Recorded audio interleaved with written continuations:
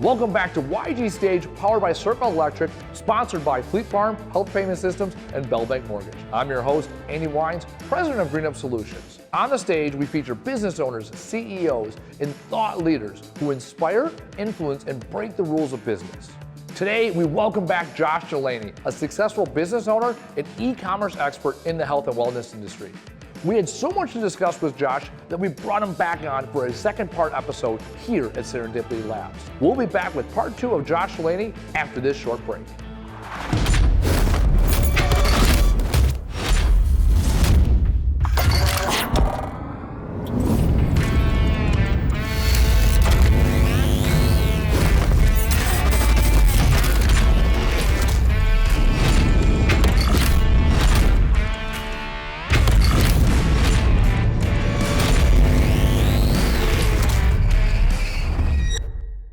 Circle Electric is a 35-year-old commercial, industrial, and healthcare electrical contractor with engineers and designers on staff, backed by the most technical and well-trained master and journeyman electricians.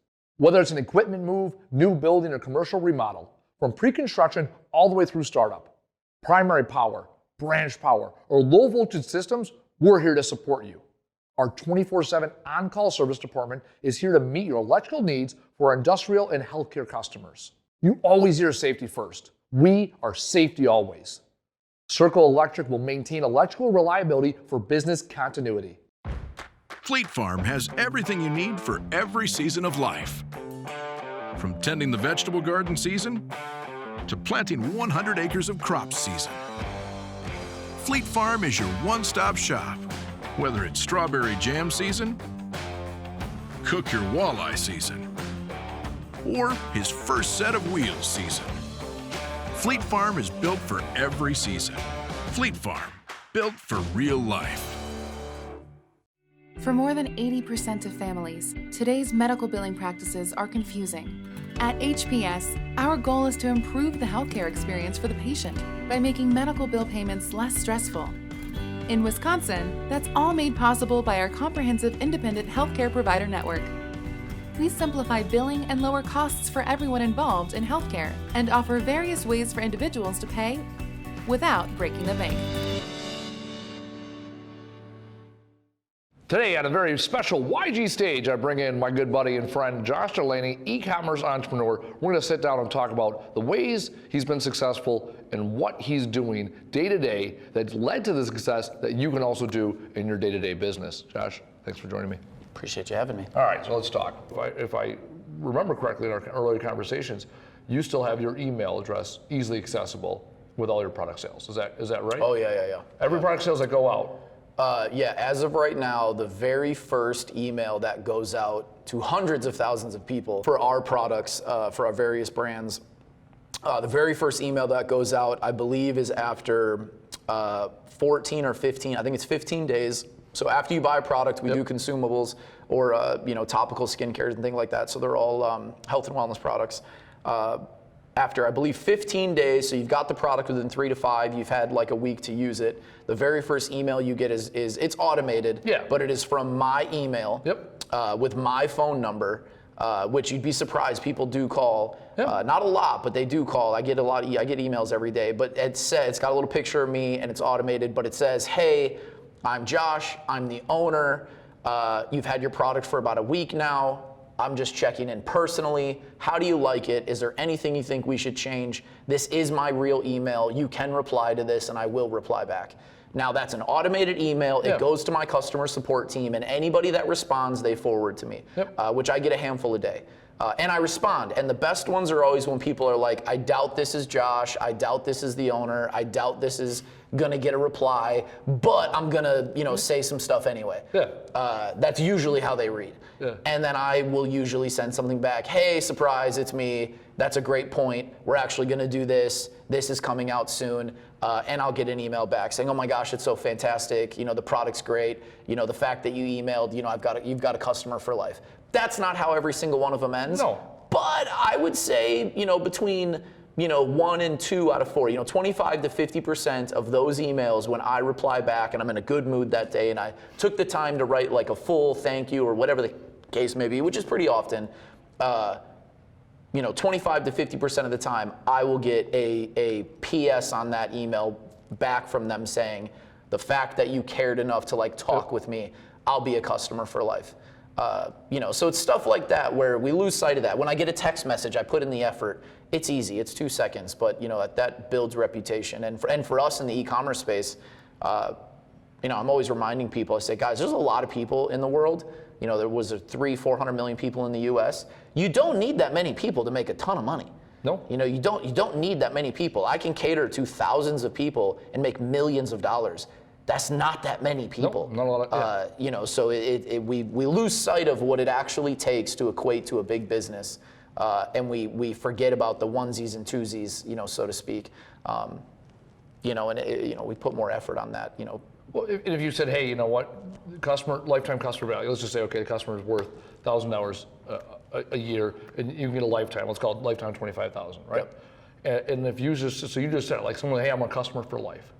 If a 30-second email or text message bought you a lifetime value of $25,000, just send an email. Yep. But what you've done is, and this is what I like about it, is going back to your days of Hawken Technology and then going into supplements, you've put your face, you put your name, you put your contact info. We get emails every day. We get inundated with another subscription, another no reply email address, or a person on LinkedIn, especially where you message them on LinkedIn, their personal LinkedIn, and somebody else sitting behind the computer. Yep. And I too looked into, okay, what is it going to take for an assistant to respond to my emails because I'm so busy? Well, if you're not putting your customer first, if you're not available to your customer, if they're buying you and they're getting a watered down version of you, then they're going to go find someone else. Yep. They can go find another watered down version. And I think there's else. a fine line of that. You got to choose. You need to make a decision on how visible you want to be and in what capacity. Yep. I've chosen to be visible in that capacity. Yep. Outside of that first intro email and private Facebook groups, because we're really big into private Facebook groups. But outside of those two, I'm not visible. Right? I mean, you can see me in the pictures into when we do charity stuff. But outside of seeing me in pictures when we do charity stuff, which I'm not called out personally, so you know what I mean, you could see me, but there's a lot of people in those. But that email, and this is very literal, that email, charitable, moments where there's group pictures and stuff, you'll see me in that email, and then you'll see me in the private Facebook group.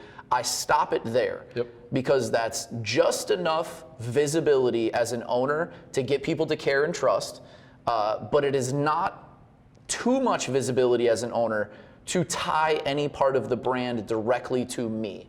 Meaning, I am not the reason people are buying. I'm part of the reason people come back. Right? You did not know me prior to making the purchase. But once you've made a purchase in one of our brands, you then see those things and go, I like these people, is what we hope you say. I like these people, but it's not too much. And that's also a problem I see in a lot of businesses now, which they don't want to come off of, is there's too much you. You've outspoken your own product, right? You just calm down, back up a bit, be a reason why they like your brand or product, but you are overdoing it because you can't come up with, you don't want to go and put in the work to actually do the marketing, so you think you just continuing to talk is the marketing. And if you continue to have to hawk, then you're going to have to continue to sell, continue to sell. If you because you have to remind them that you're the reason they're buying. Yes. Versus the product being the reason, and you're available as needed. And that all depends on what business you're in, right? So from e-commerce standpoint, I think there's a fine line there. If you're selling a personal service, much different story. Absolutely. Like we were talking about LinkedIn, if you're doing those kinds of things, much different story. But finding that balance, I think, is important no matter what business you're in, because it's how people perceive you, and then, depending on how close you are, they're going to perceive your product or your brand that way. And sometimes it's not always good. I don't want to be, I am not a perfect person, so I don't want to be associated with every aspect of everything that I do. You want to be able to go and live your life and do the things you do without someone saying, well, because he does this, I'm not going to. Yes, I want you to see that it's business. I want you to see what I want you to see. And what I want you to see is that I do care about you, and I will allow you to email me. I do care about giving back to others, and I will allow you to see us doing that. But outside of that, I want you to buy the products because they're good.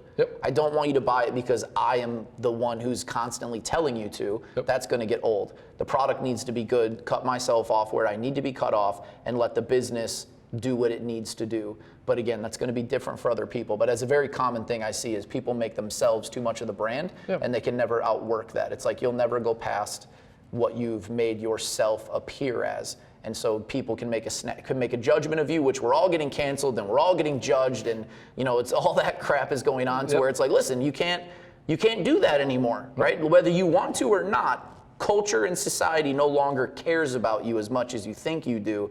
So find that balance of sprinkling yourself as much as need be in whatever business you're in or career you're in, and find that blend, find that balance.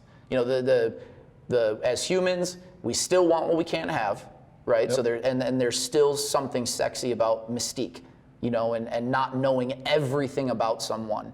There's still something sexy and intriguing, and we're still those human. We still have that human nature to want to know more about something or someone. And too often we give everyone everything, and we don't kind of leave that old school kind of mentality or thought process of people want what they can't have, and there's something sexy and attractive about a little bit of mystique, whether that's a business or a product or an entrepreneur who has a business and a product. We forget that a lot, and I think that's what everyone can learn how to do well, and can learn how to adapt that type of persona, so to speak. Yeah.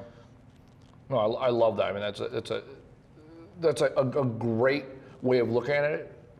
It kind of goes back to the top what you said, why you've been successful selling businesses. Your goal wasn't to sell businesses. Your goal was to put a really good product or a really good service. Put yourself behind it once they become a customer, right? Once you're in bed, now you have access to me. Before, okay, you kind of not really sure where I'm at. And then once people, once people become a consumer, they're a consumer of the product, they're a consumer of the brand, going back to what you said at the very beginning, which then allows you to not only scale it, but then also sell it. Yep. Because if you are the brand, and all of a sudden they buy the brand or they buy the business, how do they separate the person? And I see more and more people that want to make themselves the brand, which is fine, right? If you are an artist or a creator or a speaker or something like that, you are your own brand. That's fine. But the scale and scope is what you're capable of doing. Yep. And you can't repeat yourself. Yep. If you're the head chef and every dish has to can't come past your eyes, how many dishes can you see in a day? Exactly. Right. But in e-commerce, like you said, it's X multiplied by Y, and away you go. Let's talk about your team. I know we've talked a lot about you. We've talked about your product. We've talked about your consumers. But I just saw you took your team to Vegas recently. What is it like? How do you build a team? What are the successful members of your team like? So the Vegas trip was.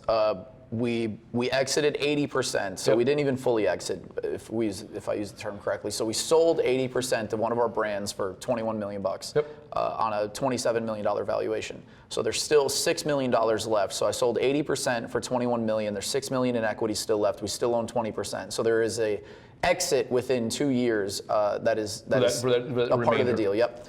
So they can force me out, I can force them out to retain that other percent of the business. The business is still growing. In that particular space, a lot of businesses have been up and down. We've doubled every year. So I said, hey, you know what, there's still growth here. The company that acquired the 80% is publicly traded on NASDAQ, so they have a growing company as well. So I said, hey, we'll keep 20% and we'll continue to grow, and in the next 2 years, we'll make a decision on fully exiting this or whatever the case may be. There's still meat on the bone, so why, I saw value in that. So the trip to Vegas was actually, they had bought the company, and then we hadn't even met them yet. It was all over Zoom. Yeah. And so 3 months later, I met them for the first time. So that was the trip to Vegas. But our team is international. We've probably got about 15 people around the world, from some of our guys and now some of my best friends from India, New Delhi, Bangladesh. Then we've got 2 teams out there, and then we've got about 13 people here in the States. From copywriters to developers, designers, editors, all that kind of stuff. Everything that builds an e-commerce business, basically. But we've had to learn, we're not the best hirers. Something I learned, I'm a good leader. I'm a better leader than I am a manager. Yep. Right, so we've had to kind of go through hiring. But I got lucky with a handful of our guys that were pivotal, guys and girls. So I used to own franchises. I had franchise businesses in multiple states. one of my managers from one of those businesses was a all-star, and I recognized that in her. Had an international business degree, hospitality experience, had traveled abroad, and was being undervalued and utilized in one of my businesses. And so basically recruited her and said, hey, I'm selling these businesses. You don't know this, but I have other businesses that do very well, much better than these. If I sell these businesses and move, and do this, will you move? Will you come work for me there? Yada, yada. And she did, and good for her, because, she has 10x'd her income and 10x'd her life, and she moved different states and all that. It's been amazing, and she's phenomenal. She does our operations, inventory, logistics, supply chain, all that kind of stuff, which I have to remind her, she's young, she's sub 30, has no experience doing what she's doing now, but for the last 3.5 years, she has basically ran, managed, and gone through 2 exits of mine for tens of millions of dollars and millions of dollars a year in product and inventory she has managed. So I got lucky there. One of my best friends from high school is one of our designers. From other friends of mine that have big e-commerce businesses, $100 million plus, they've outgrown some people and I've picked them up. So I've kind of gotten around the fact that I recognized I was not a good hire. I was not a good HR person. Yep. So I looked how to get around that, and so I cherry picked a bit and kind of went the untraditional route. But we have a great team. They've all kind of built there. We're definitely a group of misfits.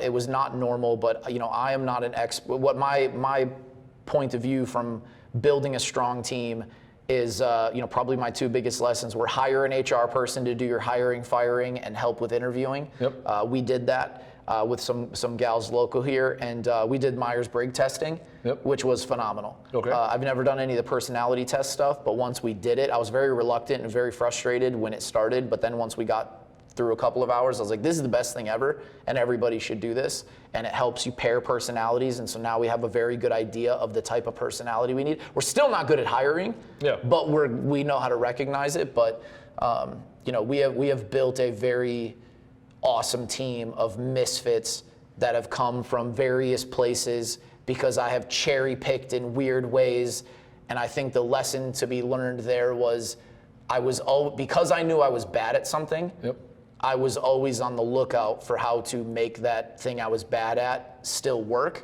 Yep. And so my eyes were always open. Our editor came from a large publication, a writer for a large publication. It was like Huffington Post or something, because we do a lot of SEO, so we're writing a lot of articles all the time. And so a writer that I got or LA Weekly, it was from LA Weekly. A writer that we did a lot of work with LA Weekly was like, hey, I'm actually leaving, but I've got this other writer and editor who does a lot of stuff with us that she would, pick up with you. And I, again, being open to opportunities, said, perfect, let's meet, let's do this. We ended up hiring full time. She's been with us for 2 years. She's phenomenal. So things like that of rather than putting something on Indeed, which we suck at that, yep, process, I've just kept my eyes open to opportunities like that to fix what we as a team were not good at. So you're hiring the right people and then finding the right seat. Because you said a lot of times the struggle is when you first start a business, and I've done it myself, is you hire the right people and they're on the wrong seat of the bus. Yes. And you got to make sure they're on the right seat. Yes. And you can use no shit tactical things like Myers-Briggs, HR people, just a second, yes, person's opinion or observation to get them in the right seat. Yeah. And also, typically that situation would happen by going through the traditional hiring process is when we would find ourselves in that situation. Everyone that we've hired through the traditional Indeed, Monster, other staffing programs that have come through a normal interview process, like 3 interviews, yeah, go through HR, do all this stuff, and we hired them, was, hey, you're a great person, you're great at particular jobs, but you're not actually as good at the job that you interviewed for. And so you're right person, wrong job, but we don't have the job for you. So, you know what I mean? Exactly. It's wrong company for, yep, us and wrong job. Yep. And the problem when a lot of that is most people's thing that they have on their resume is not what they're good at. That is a very common thing. Either not what they're good at, or not what they want to do, or a combination of both. Yes. Yep. So it's very much, hey, I'm in, you know, and marketing in Milwaukee's tough because we have a lot of enterprise level marketing stuff, and enterprise level marketing goes unchecked a lot, meaning your results go unchecked because the budgets are big. They're not necessarily looking at the results. You did the thing, not the... Yes, and so very often we say, hey, again, right person, but you don't know how to do this job yet. And unfortunately, you're probably going to struggle on going to get interviews on this because you can't articulate how to do this job yet because of the positions you were in this particular town, because we have a lot of enterprise level marketing here. But those are positions where, again, cherry picking them is probably better, and finding people that are in that exact position in other places. This, sadly, because I hate to do it to another entrepreneur, but the hands down the best way to find talent has been from other people's businesses, because people that are good have jobs. Yeah, absolutely. People that are good are in opportunity because you're not the first person that recognized it. So figuring out how can I address people that already have good opportunity? How can I take them away from it? Again, business is business. You're not trying to be a jerk to anyone, but it's also a game. And it's, hey, if I can play the game better than your current employer, or if I can play the game better than what you're currently playing, which is my pitch usually, is say, hey, listen, if you're happy, stay where you're at. I'm an encourager of you being happy. However, can I make you happier? I think I can make you happier, and I think I can give you more, and that's the name of the game. And what does that come down to usually for people in their jobs? Money. So it's, hey, we got more money. We can hook you up. Like, if you can do this, we'll give you this. Can we make you happier in your game of career or your game of business? And has that negatively impacted your ability as a business person by pissing off all those other business people? No, not, That's the right, I mean, that's, I think a lot of people are apprehensive. They're like, well, it happens to everybody. Even in Milwaukee is a small town. People don't be the one that ruffles the feathers. You just said it. If business is a game, I'm going to be better at the game. Right? Goes back to the old adage, don't hate the player, hate the game. If you can't handle those bumps and bruises, because the big businesses, they handle those bumps and bruises. They don't get upset. There is, Mr. Wonderful on Shark Tank's always talk about, there is no emotion behind money. There's money, and there's more money, and there's less money. That's it. And a lot of us as entrepreneurs, myself included, we have this romantic idea of entrepreneurship, this romantic idea of money. Instead of looking at it as this disciplined game I have to play, and I'm playing against every single other person. As soon as I get in my Jeep every morning, it's more of this fantasy, oh, wouldn't it be nice? Wouldn't it be great? Well, no, what do you have to do? What worked yesterday? What was going to work today? And how are you going to make tomorrow better? And on that note, let's put a bow on this. You're here today. You just exited a company. You're talking about starting another company. What is next for you? And what are you going to do to sustain the success and even build more success here in the next 30, 60, 90 days, 3, 5, 10 years? Easy answer. We're going to do it again. Because that's what we know how to do. Again, staying very focused, right? So people have kind of said that I was crazy for that, but that's been my answer as well. Now you did this. What are you going to do? I mean, we have enough money now that I don't ever have to work another day in my life. And my grandkids don't have to work. However, this is what we know how to do. It's what you do. So we have the model, we have the formula, we enjoy what we do. We can do it at a higher level now. So the next brand that we're launching, the branding is at a higher level, the design's at a higher level, the products are at a higher level, everything's at a higher level because we now have more money to build things at a higher level. But we're going to build another brand. We're going to build it that potentially maybe one day someone could buy it like we always do. We're going to build it very tight. We're going to build it very lean. We're going to keep a small team. We're going to keep low overhead, and we're going to scale the crap out of it. And if someone wants to buy it down the road, perhaps that happens. If not, we have another stream of revenue. But that is what we're going to do. And this next one that we have coming up, we feel is going to be a much bigger play. Health and wellness. Yeah, health and wellness, proteins and superfoods. We have a protein that is brand new. Nobody's ever seen it. It's never existed. We'll be the first in the world to have this particular type of protein. It's crazy. It's delicious. I drink like 3 a day. I will never have another like chocolate protein shake again. We're pretty excited about it. That'll launch in about a month, alongside of the previous business still that we're managing and running. But we'll go build it again, and we're going to stay focused on exactly what we know how to do and exactly what we're good at, and we're going to put our heads down because we're all still young. The whole team is still young, and we're going to go for another 3 to 5 years. And we're investing in some real estate, and we're kind of doing some things like that as anyone normally would with cash. But I'm good at what I'm good at, and I'm not good at what I'm not good at. And I feel pretty confident in knowing that. I know what I know. I don't want to learn a bunch of other skill sets or other businesses. This is the business I know. This is the business I'm good at. We're going to run with that and, go another 3 to 5 years and, see where we're at that point. Yeah, I mean, if there's one lesson I take from you, it's really that, right? Know what you know what you don't know, and then do the thing and repeat it. And I talk about repeatable all the time, and you're talking about, okay, I can take a business from an idea all the way through sale, and I'm going to do that again and do that again. If that's your thing, you do that. You keep your eye on the prize. You stay focused. You build the team by cherry picking people or hand picking people or whatever the case may be.